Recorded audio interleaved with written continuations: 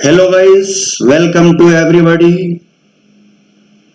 Today our topic like cell theory and overview of a cell. जैसा कि आप सब लोग जानते हैं, सेल का यह दूसरा लेक्चर है। पिछले लेक्चर में हम लोगों ने इंट्रोडक्शन देखा था, सेल के बारे में बेसिक नॉलेज लिया था। आज हम लोग सेल थियरी और ओवरव्यू पर बात करेंगे। वास्तव में सेल जानने के लिए हमें दो बिंदुओं पर फोकस करना होता है, पहला प्रोकैरियोटिक सेल और दूसरा यूकैरियोटिक सेल। वैसे आप जानते हैं कि सेल तीन तरह के होते हैं, पहला प्रोकैरियोटिक सेल, दूसरा मेसोकैरियोटिक सेल और तीसरा यूकैरियोटिक सेल। लेकिन हम लोग मुख्य रूप से यहाँ प्रोकैरियोटिक सेल और eukaryotic cell like plant cell और एनिमल सेल के बारे में बात करेंगे। लेकिन सबसे पहले हम लोग बात करेंगे सेल थियरी की, कि सेल थियरी क्या है और आपके टेक्स्ट में सेल थियरी की कौन सी बातों पर चर्चा की गई है। चले हम लोग आगे बढ़ते हैं।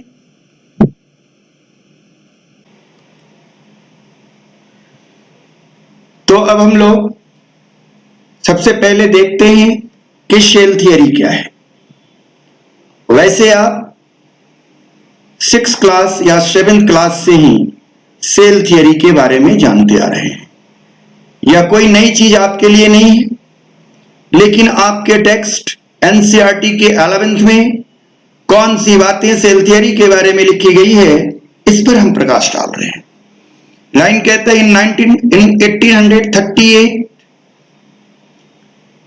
Schleiden, a German botanist, examined a large number of the plants and observed that all plants are composed of different kind of cell which form the tissue of the plant. At about the same time, Theodore Schwann, in 1839, a British geologist, studied different type of animal cell and reported that cell had a thin outer layer which is today known as plasma membrane. हम लोग केवल cell theory की बात करते हैं, लेकिन आपने देखा कि यह प्रश्न आपसे पूछा जा सकता है कि प्लाज्मा मेम्ब्रेन को सबसे पहले किसने नोटिस किया? श्वान।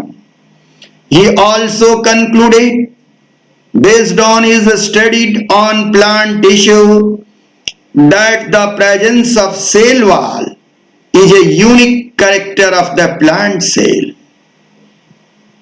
कोई बड़ी चीज नहीं है, लेकिन क्वेश्चन यहां से आ सकता है। On the basis of this, Schwann proposed the hypothesis that the bodies of animal and plant are composed of cell and product of cell. ये क्या है? सेल हाइपोथेसिस कई बार पूछा गया, तो आपने डिफरेंस जाना। सेल हाइपोथेसिस दूसरी चीज और सेल थियरी दूसरी चीज। कई बार हमने आपसे डिस्कस भी किए हैं कि हर हाइपोथेसिस थेसिस नहीं हो सकती। हाइपोथेसिस परिकल्पना, ये उनका ओन कल्पना था।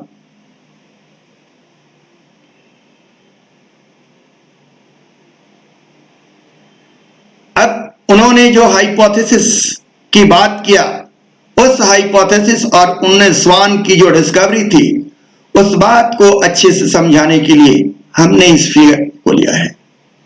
यहां देखिए, ये प्लांट सेल है और ये एनिमल सेल है। उन्होंने यही कहा था कि एनिमल सेल में आउटर मोस्ट जो बाउंड्री होती है उसे उन्होंने क्या कहा था? Plasma membrane. प्लाज्मा मेम्ब्रेन, इसकी बाहरी boundary plasma membrane.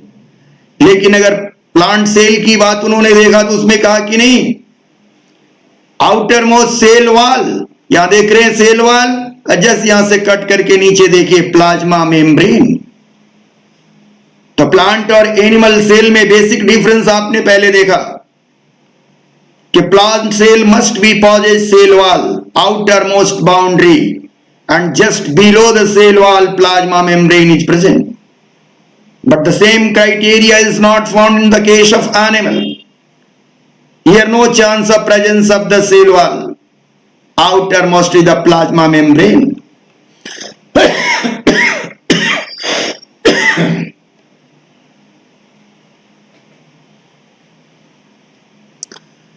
Slided and Swan together formulated cell theory.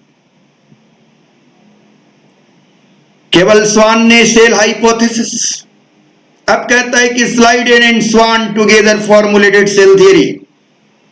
बहुत लोगों का कहना है, बहुत विद्वानों का कहना है कि स्वान ने अलग सेल हाइपोथेसिस दिया था, स्लाइडेन ने अलग दिया था।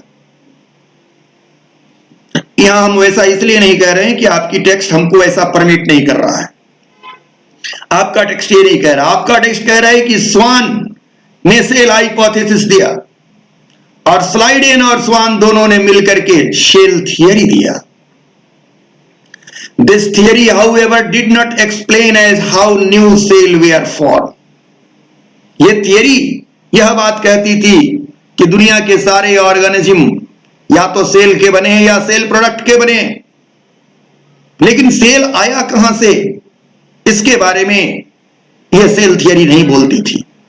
इसके लिए तीसरे वैज्ञानिक रुडोल्फ विर्चॉ, जिनका अपना थियरी था सेल लाइनाज थियरी, उन्होंने एक्सप्लेन किया। रुडोल्फ विर्चॉ 1855 में the first explain that the cell divide and new cell are form from pre existing cell, और इसको अपनी भाषा में उन्होंने कहा था ओमनिस सेलुलाई सेलुली। He modified the hypothesis of Swan and Sliding and to give the cell theory final stage. This final stage of cell theory is called modern cell theory. तो जो आपके एनसीईआरटी में दिया हुआ ये क्या है, मॉडर्न सेल थियरी। और इस सेल थियरी के ये दो पॉइंट बनाए गए। The all living organism are composed of cell and product of cell, and the all cell are arises from pre existing cell. All cell arises from pre existing cell, इसका मतलब क्या होगा? यानी रुडोल्फ विर्चॉ पहला वैज्ञानिक था जिसने सेल डिवीजन, सेल रिप्रोडक्शन का कंसेप्ट दिया कि mother cell divide to produce two daughter cell, again daughter cell become mother cell. इस पर हम लोग आगे बात करेंगे। तो रुडोल्फ विर्चॉ ने सबसे पहले कंसेप्ट दिया था। रुडोल्फ विर्चॉ की थियरी का नाम cell lineage theory, cell lineage theory. अब सेल लाइनेज थियरी को समझाने के लिए या ओमनिस सेलुलाई सेलुली को समझाने के लिए मैंने इस फिगर का सहारा लिया। ये टाइमलाइन है, ये एंसिस्ट्रल सेल है। इससे देखिए नया सेल बन रहा है, ये एंसिस्ट्रल प्रोकैरियोटिक सेल कह रहा है। इससे नया सेल बना, इस नया सेल से फिर ये सेल बना। तो प्रत्येक सेल अपने से पुराने सेल से पैदा होते हुए चला आ रहा है। अब ये सेल दो तरह का सेल दिया, जिसमें एक में क्लोरोप्लास्ट है, दूसरे में नहीं है। जिसमें क्लोरोप्लास्ट था और माइटोकॉन्ड्रिया भी था, वो फिर आगे चल के कोई दूसरा बनाया, जिसे हम लोग क्या कहते हैं, फोटोसिंथेटिक यूकैरियोटिक एंसेस्ट्रल सेल या प्लांट सेल। और दूसरा जिसमें क्लोरोप्लास्ट नहीं बना, वो क्या हो गया, एनिमल सेल। वैसे आप इसको देखेंगे, अगर आप कुछ ज्यादा समझ रहे हैं, कुछ सेल के बारे में समझ रहे हैं, तो आपको ये लगेगा कि ये सर तो इवोल्यूशन ऑफ सेल है। तो ये इवोल्यूशन ऑफ सेल है, लेकिन ये स्टेट क्या कर रहा है कि प्रत्येक नया सेल अपने से पुराने सेल से पैदा होते हुए चला आ रहा है। ये बात रुडोल्फ विर्चॉ ने अपने शब्दों में कहा था।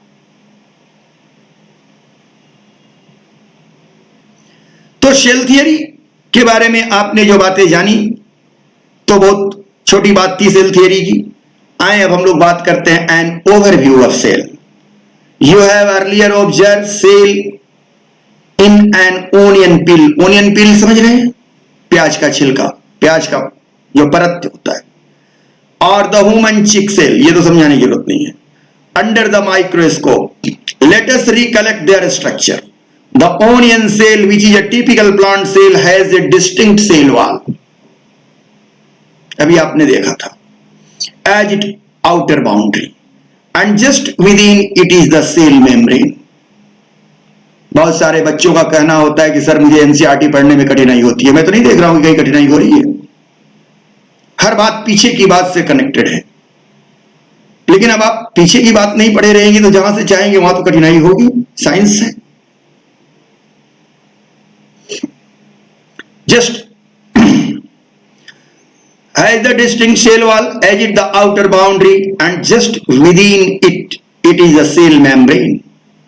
The cell of the human chick have an outer membrane as the delimiting structure of cell. वही बात जो अभी पीछे समझा के आ रहे हैं कि प्लांट सेल होगा तो सबसे आउटर मोस्ट सेल वॉल होगा, उसके नीचे सेल मेम्ब्रेन होगा या प्लाज्मा मेम्ब्रेन होगा। लेकिन एनिमल सेल होगा तो क्या होगा, आउटर मोस्ट बाउंड्री जो होगी वो क्या होगी, प्लाज्मा मेम्ब्रेन होगा। ये देखिए ह्यूमन चिक सेल को मैं दिखा रहा हूं और देखिए ये सेल मेम्ब्रेन आउटर मोस्ट है, सेल मेम्ब्रेन होगा। फिर सेल के अंदर क्या है, न्यूक्लियस है, तो न्यूक्लियस का भी मेम्ब्रेन होगा, उसका नाम है न्यूक्लियर मेम्ब्रेन। अब प्लाज्मा मेम्ब्रेन और न्यूक्लियर मेम्ब्रेन के बीच की बातों को हम लोगों ने क्या कहते हैं, साइटोप्लाज्म। और न्यूक्लियर मेम्ब्रेन के अंदर न्यूक्लियोप्लाज्म। तो न्यूक्लियोप्लाज्म क्या है, साइटोप्लाज्म क्या है, न्यूक्लियस क्या है, सेल क्या है, प्लाज्मा मेम्ब्रेन क्या है, न्यूक्लियर मेम्ब्रेन क्या है, आप लोगों ने समझा। आइए अब देखिए ये प्लांट सेल है और ये एनिमल सेल है, दोनों में क्या डिफरेंस है ये देख लें। आज वेरी फ्यू डिफरेंस मैं यहां बताऊंगा। अभी आप लोगों ने पीछे देखा भी था कि देखिए अगर प्लांट सेल है तो क्लोरोप्लास्ट दिख रहा है, ये क्लोरोप्लास्ट है और ये माइटोकॉन्ड्रिया है। लेकिन एनिमल सेल है तो माइटोकॉन्ड्रिया दिख रहा है लेकिन क्लोरोप्लास्ट नहीं दिख रहा है। अब दूसरी बात है ये वैक्यूल है, इसका देखिए वैक्यूल कितना बड़ा दिख रहा है और इसका देखिए कितना छोटा दिख रहा है। यहां देखिए आप सेल वॉल दिख रहा है, उसके बाद प्लाज्मा मेम्ब्रेन ये येलो कलर का दिख रहा है, इसका आउटर मोस्ट देखिए प्लाज्मा मेम्ब्रेन दिख रहा है। तो शुरू में भी मैंने बात किया और अभी भी मैं कह रहा हूं कि शेल क्या होंगे। आपको फेमस दो तरह के शेल, प्रोकैरियोटिक और यूकैरियोटिक शेल के बारे में जानना है। और यूकैरियोटिक सेल में आपको दो बातें जाननी है, प्लांट सेल और animal cell. Nucleus contain the chromosome. अब क्या कह रहा है कि सेल, अगर सेल आप लेते हैं तो प्लांट सेल है तो आउटर मोस्ट बाउंड्री क्या होगा, सेल वॉल होगा, उसके नीचे प्लाज्मा मेम्ब्रेन होगा। एनिमल सेल होगा तो क्या होगा, प्लाज्मा मेम्ब्रेन होगा। कहता लेकिन दोनों में न्यूक्लियस तो होगा, कॉमन है न्यूक्लियस। उसके बाद न्यूक्लियस कंटेन क्रोमोसोम, तो प्लांट सेल हो या एनिमल सेल हो उनके न्यूक्लियस में क्रोमोसोम होता है। अब ये होता है या नहीं होता इस पर अभी चर्चा हम नहीं करेंगे, लेकिन अभी आप मान लें कि nucleus contain chromosome which in turn contain genetic material। अब जाके लाइन सही कि न्यूक्लियस के अंदर जेनेटिक मटेरियल होता है, क्रोमोसोम होता है या नहीं होता है, नहीं। अब ये जेनेटिक मटेरियल क्या है, आपका चिर परिचित डीएनए है। यानी किसी भी तरह के सेल में जेनेटिक मटेरियल डीएनए है, वो प्लांट हो, एनिमल हो, प्रोकैरियोटिक सेल हो। Cell that have membrane-bound nuclei are called eukaryotic। वह सेल जिसके अंदर न्यूक्लियाई जो है, न्यूक्लियस जो है उनके चारों तरफ मेम्ब्रेन हो, न्यूक्लियर मेम्ब्रेन हो, तो उन्हें हम यूकैरियोटिक कहते हैं। Where cell that lack membrane-bound nucleus, अगर वैसे सेल जिनमें मेम्ब्रेन बाउंड न्यूक्लियस नहीं हो उसे हम लोग प्रोकैरियोटिक सेल कहते हैं। तो अंतर आ गया कि प्रोकैरियोट और यूकैरियोट में पहला अंतर आपने क्या समझा, membrane bound nucleus found in eukaryotic cell whereas the non membranous nucleus या nucleoid found in prokaryote. In both prokaryote and eukaryote, a semi-fluid matrix called cytoplasm। अभी चर्चा मैंने पीछे में की कि बाउंड्री, सेल की बाउंड्री और सेल के अंदर आ गया न्यूक्लियस, तो न्यूक्लियस को छोड़कर और सेल की बाउंड्री की जितनी भी चीजें फ्लूइड हैं उनका नाम हम लोगों ने क्या रखा, cytoplasm, semi fluid matrix. Cytoplasm का nickname semi fluid matrix. occupy the volume of the cell. The cytoplasm is the main arena. Arena means site. Main arena of cellular activity in both plant and animal cell. Various chemical reactions occur in it to keep the cell in the living state. कहता है कि metabolic activity, cell को living state में रखने के लिए metabolism होगा। और मेटाबॉलिज्म कहाँ होता है? तो कहता है कि मेटाबॉलिज्म का मेन एरेना, मेन साइट कहाँ है? तो वो है साइटोप्लाज्म। ऐसा नहीं है कि न्यूक्लियोप्लाज्म में नहीं होता। आप ये देख रहे हैं न्यूक्लियस, ये यूकैरियोट के न्यूक्लियस को हमने दिखाया है। इस न्यूक्लियस में देखिए ये न्यूक्लियर मेम्ब्रेन, ये न्यूक्लियर मेम्ब्रेन दो है, आउटर मेम्ब्रेन और इनर मेम्ब्रेन। और इस न्यूक्लियस के अंदर, इस मेम्ब्रेन के अंदर ये सारे चीजों को हम लोग क्या कहते हैं? न्यूक्लियोप्लाज्म। क्या कहते हैं? न्यूक्लियोप्लाज्म। यहां न्यूक्लियोप्लाज्म। अब इस न्यूक्लियोप्लाज्म के अंदर ये सॉलिड बॉडी जो दिख रही है उसको कहते हैं न्यूक्लियोलस, और इसके अंदर को क्या बोलते हैं? न्यूक्लियोप्लाज्म। अब इस न्यूक्लियोप्लाज्म के अंदर क्या रहता है? हेट्रोक्रोमेटिन, यूक्रोमेटिन, यूक्रोमेटिन और हेट्रोक्रोमेटिन। क्रोमेटिन समझ लें तो यहां पर बात आ गई कि न्यूक्लियस क्या है? तो न्यूक्लियस मेम्ब्रेन से घिरा हुआ है। मेम्ब्रेन कितने हैं? तो दो लेयर के मेम्ब्रेन है, आउटर और इनर। अब मेम्ब्रेन से घिरे हुए भाग में जो मैट्रिक्स है, उस मैट्रिक्स का फ्लूइड जो है, वो फ्लूइड का नाम क्या है? क्रोमेट। उस फ्लूइड का नाम है न्यूक्लियोप्लाज्म। क्या नाम है? न्यूक्लियोप्लाज्म। उस न्यूक्लियोप्लाज्म में एक सॉलिड बॉडी है, वो क्या है? न्यूक्लियोलस। और अब न्यूक्लियोप्लाज्म में और क्या है? तो क्रोमेटिन है। हेट्रोक्रोमेटिन और यूक्रोमेटिन नहीं याद रहे, कोई बात नहीं, क्रोमेटिन है। तो यहां जो ऊपर लाइन है कि न्यूक्लियस कंटेन क्रोमोजोम, यह उतना बेहतर लाइन नहीं है। Nucleus contain chromatin. यह बात जरूर है कि क्रोमेटिन और क्रोमोजोम में बहुत कम फर्क है। When chromatin condense to form chromosome and when chromosome decondense to form chromatin. आइए अब इसके अलावा इसके मेम्ब्रेन, न्यूक्लियर मेम्ब्रेन पर देखिए छोटे छोटे छिद्र बने हुए हैं, pore, that is called nuclear pore. यह ट्रैफिक है by which material of nucleoplasm and material of cytoplasm exchange to each other, एक दूसरे में एक्सचेंज होते हैं। ये देखिए ये भी सेल, ये भी न्यूक्लियस को ही रिप्रेजेंट किया जा रहा है। अब इस न्यूक्लियस के अंदर ये आप देख रहे हैं कि न्यूक्लियोलस है, और न्यूक्लियोलस के चारों तरफ ये न्यूक्लियोप्लाज्म है। अब इस न्यूक्लियोप्लाज्म में ये क्रोमेटिन या क्रोमोजोम जो समझे आप लोग, ये दिख रहा है। और ये क्रोमोजोम के अंदर क्या है? तो ये डीएनए है। तो ये बात आप लोगों ने एक समझा कि न्यूक्लियस के अंदर क्या है? क्रोमेटिन है। क्रोमेटिन क्या है? क्रोमोजोम के रूप में कन्वर्ट करेगा। और क्रोमोजोम या क्रोमेटिन किस चीज से बना है? तो डीएनए से बना है। डीएनए क्या है? जेनेटिक मटेरियल है। ये छोटी सी बात ओवरव्यू में बताना था। अब ये न्यूक्लियस, उसी न्यूक्लियस का ये फोटो, दूसरी फोटो दिखा रहा हूं कि ये न्यूक्लियस है, ये न्यूक्लियर मेम्ब्रेन है, ये न्यूक्लियर पोर है, और ये अंदर में क्या है? क्रोमेटिन है। देखिए क्रोमोजोम नहीं, क्रोमेटिन है। ये क्या है? न्यूक्लियोलस है। अब प्रोकैरियोट और यूकैरियोट, अभी तो हमने न्यूक्लियस की बात कहा था, लेकिन आपने अभी हमसे पढ़ा कि प्रोकैरियोट में क्या होता है? जेनेटिक मटेरियल मेम्ब्रेन बाउंड नहीं होता, जबकि यूकैरियोट में मेम्ब्रेन बाउंड न्यूक्लियस पाया जाता है। देखिए इस यूकैरियोट में ये मेम्ब्रेन बाउंड न्यूक्लियस दिख रहा है, इसके अंदर ये न्यूक्लियोलस दिख रहा है। लेकिन यही प्रोकैरियोटिक सेल, बैक्टीरियल सेल में देखिए कहीं मेम्ब्रेन बाउंड नहीं है। तो यहां पर एक बात ध्यान देना है, छोटी बात है कि इसके अंदर की मटेरियल, न्यूक्लियस के अंदर की मटेरियल को न्यूक्लियोप्लाज्म कहते हैं, और न्यूक्लियस से बाहर की मटेरियल को साइटोप्लाज्म कहते हैं। तो अगर यह बात अगर यहां देखी जाए तो यहां न्यूक्लियोप्लाज्म और साइटोप्लाज्म दोनों एक में मिश्रित हैं। न्यूक्लियोप्लाज्म और साइटोप्लाज्म अलग अलग नहीं होते हैं, लेकिन दोनों में क्या है, दोनों में प्लाज्मा मेम्ब्रेन होगा, लेकिन इसमें सेल वॉल से नीचे प्लाज्मा मेम्ब्रेन है। देखिए दोनों में प्लाज्मा मेम्ब्रेन है, दोनों में साइटोप्लाज्म है, इसमें भी साइटोप्लाज्म है, इसमें भी साइटोप्लाज्म है, दोनों में जेनेटिक मटेरियल क्या है, डीएनए है।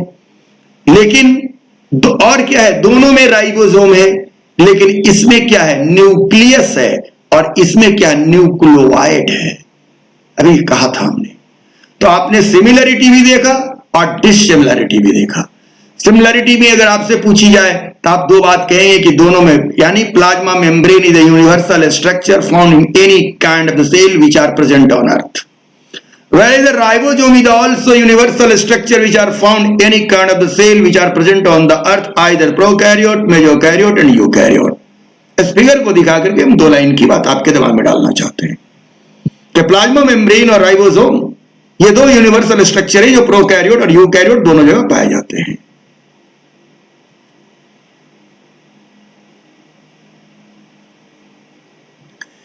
आइए, जब इतनी बात आप लोगों ने देखा तो मैं एनिमल सेल और प्लांट सेल की विशेष बातें क्या है वो भी थोड़ा सा ओवरव्यू में समझाने की कोशिश करता हूं। तो सबसे पहले आप लोगों ने सेल वॉल, वैक्यूल, ये दोनों क्या है, स्पेशल स्टेटस है, क्योंकि इसका वैक्यूल छोटा होगा, इसमें सेल वॉल नहीं होगा। बाकी चीजें, इसके न्यूक्लियस के स्टेटस को देखिए, इसके न्यूक्लियस के स्टेटस को देखिए, दोनों में साइटोप्लाज्म होंगे। यहां देखिए आप लाइसोसोम दिख रहा है, यहां आपको कहीं लाइसोसोम नहीं दिखेगा।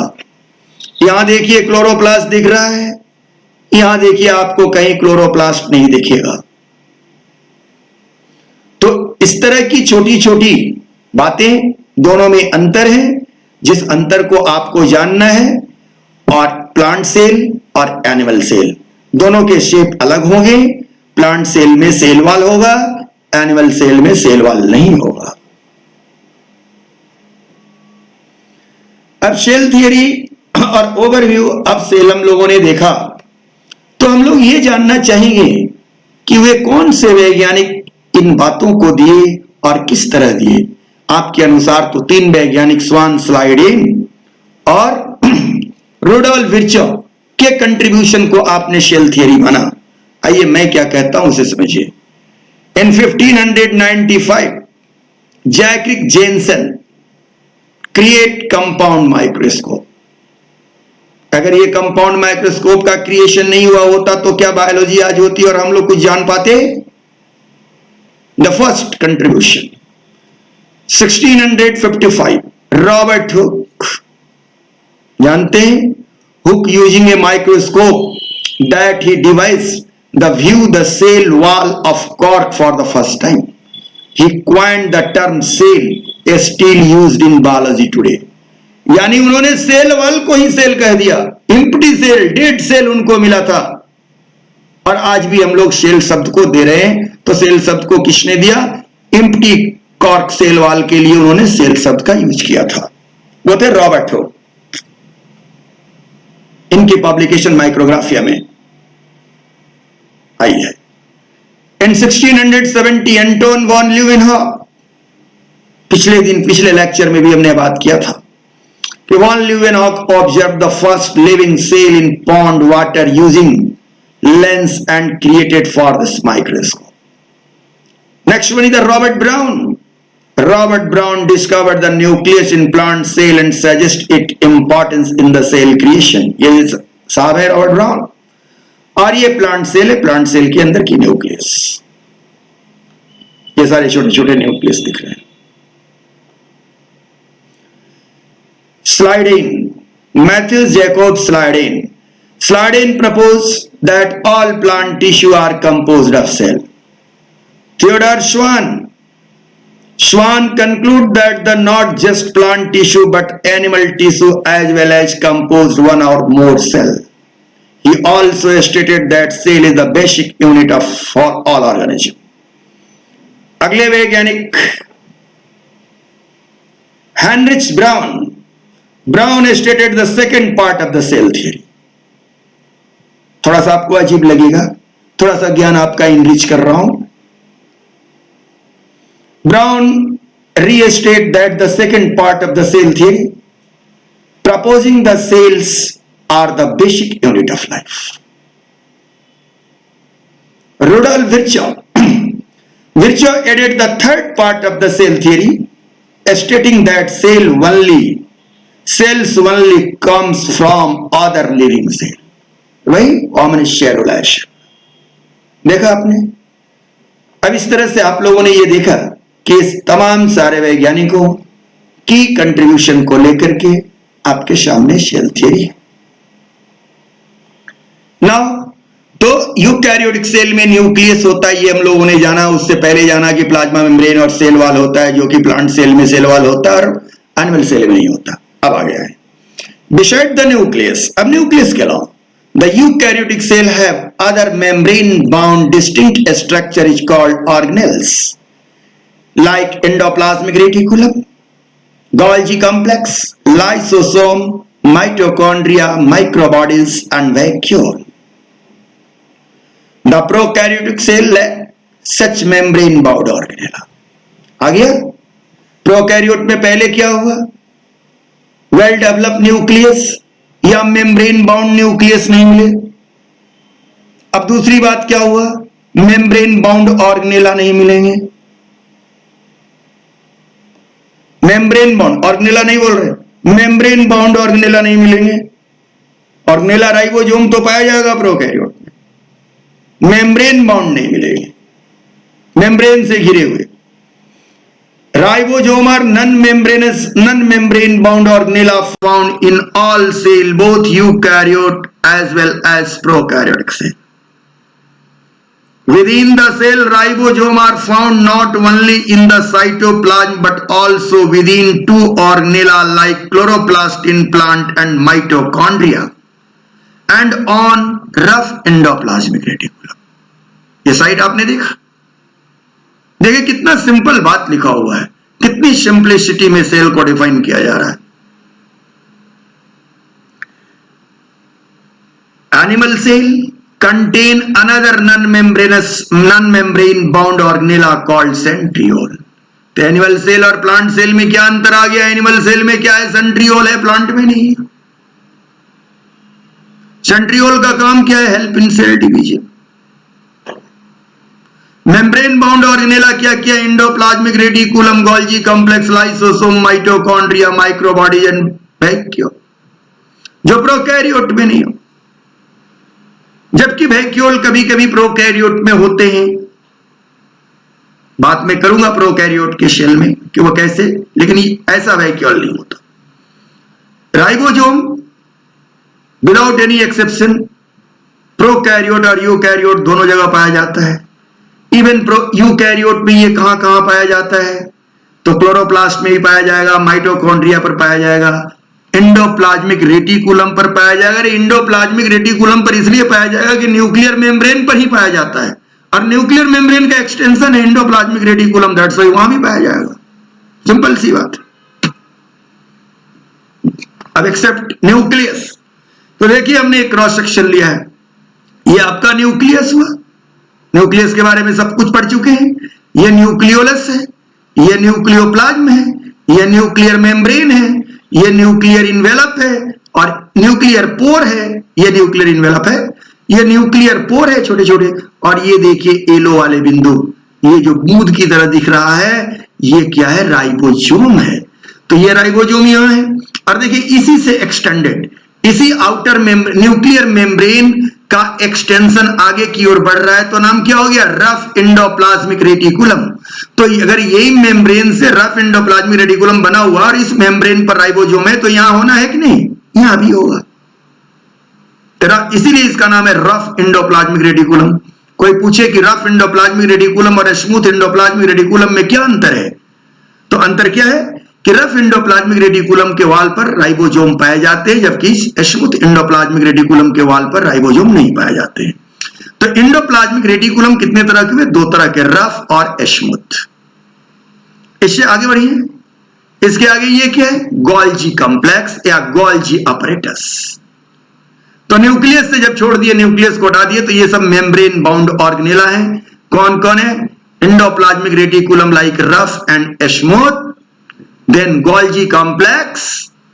अब ये गोल्जी कॉम्प्लेक्स से ही लाइसोसोम का निर्माण होता है, इसी से देखिए लाइसोसोम, ये सिक्रेटरी वेसिकल है, ये सारे क्या है, मेम्ब्रेन बाउंड ऑर्गेनेला है। तो आपने देखा कि मेम्ब्रेन और भी है, उन्हें भी मैं दिखा रहा हूं कि और भी मेम्ब्रेन बाउंड ऑर्गेनेला है। अब हमने आपके लिए, आपके ओवरव्यू के लिए मैंने एक पूरी सेल को दिखाया है कि diagrammatic representation of the to show the internal structure of eukaryotic cell. तो सबसे बाहरी बाउंड्री को ये एनिमल सेल है, बाहरी बाउंड्री में ये क्या है, प्लाज्मा मेम्ब्रेन है, देखिए यहां दिखाया जा रहा है प्लाज्मा मेम्ब्रेन। अब प्लाज्मा मेम्ब्रेन के बाद ये सारा साइटोप्लाज्म होगा और बीच में क्या है, न्यूक्लियस। तो देखिए यहां न्यूक्लियस है, न्यूक्लियस में क्या क्या है, न्यूक्लियर इनवेनम, क्रोमेटिन, न्यूक्लियोलस। उसके बाद उसके बाहर क्या है, इंडोप्लाज्मिक रेटिकुलम, रफ और स्मूथ। उस पर रफ पर क्या लगा हुआ है, राइबोसोम लगा हुआ है। फिर उसके बाद मेम्ब्रेन बाउंड, ये डबल मेम्ब्रेनस ऑर्गेनेला है, ये सब सिंगल थे, माइटोकॉन्ड्रिया। इसके बाद फिर क्या है, गोल्जी ऑपरेटस, और बाकी बीच के स्थान का नाम साइटोप्लाज्म। ये छोटे छोटे क्या है, वेसिकल, ये क्या है, लाइसोसोम। और अभी आप लोगों ने बात किया था हमसे कि प्लांट और एनिमल सेल में एक अंतर है कि उसमें सेंट्रोसोम और सेंट्रियोल प्लांट एनिमल सेल में पाया जाता है, लेकिन प्लांट सेल में नहीं। तो देखिए ये सेंट्रोसोम और सेंट्रियोल जो केवल एनिमल सेल में पाया जाता है, प्लांट सेल में नहीं। और इसको एक फिक्स शेप देने के लिए क्या पाया जाता है इसमें, साइटोस्केलेटन।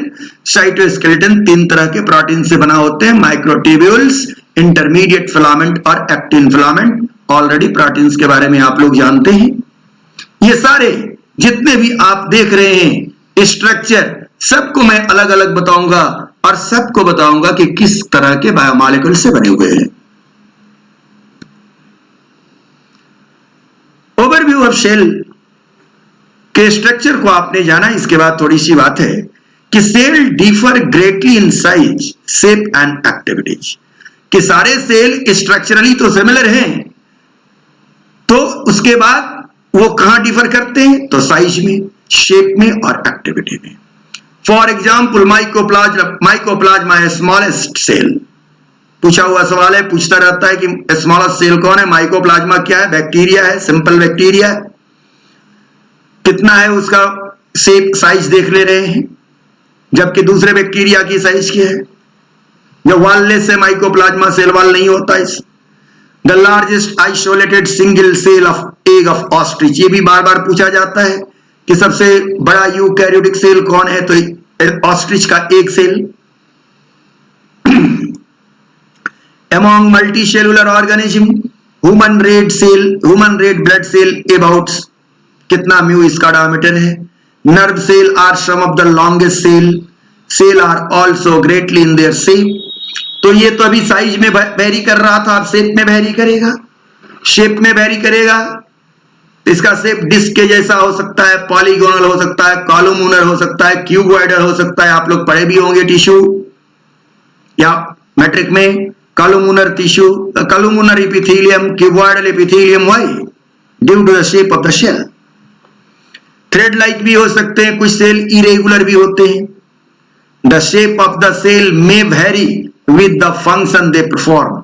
शेप अगर वेरी करेगा, साइज वेरी करेगा, हो सकता है कि इसका इफेक्ट उसके फिजियोलॉजिकल और बिहेवियरल प्रॉपर्टी पर भी पड़े। आइए, हमारी बात आज की लगभग समाप्त है। चलते चलते मैं आपको एक बार और याद दिला दूं कि ये सेल है और ये सेल के पार्ट से आप देख रहे हैं कि कहां है। ये तीसरा नंबर क्या है, पहला नंबर क्या है, न्यूक्लियोलस। दूसरा क्या है, न्यूक्लियस। तीसरा क्या है, राइबोसोम। चौथा क्या है, वेसिकल। पांचवा क्या है,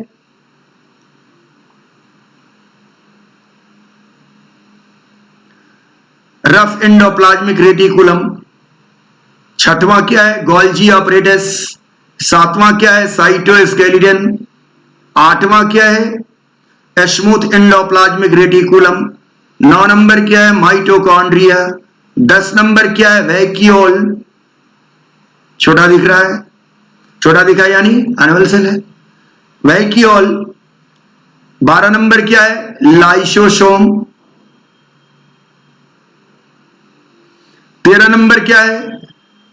सेंट्रोसोम, सेंट्रियोल। अब तो पता चल गया कि ये एनिमल सेल है, क्योंकि एनिमल सेल में ही ये पाया जाएगा। और 14 नंबर क्या है? सेल मेम्ब्रेन, सेल वॉल नहीं। अब ये आज की सारी बातें हमारी यही खत्म हुई। अगले क्लास में अगले दिन जब भी हम लोग मिलेंगे तो अब हम लोग एक एक करके सेल के बारे में अपनी बात करेंगे। तो सबसे पहले हम लोग किसकी बात करेंगे? प्रोकैरियोटिक सेल, एक बैक्टीरियल सेल। ये अपने आप में सेल भी है और ऑर्गेनिज्म है, क्योंकि यूनिसेलुलर है। Okay, thank you for today.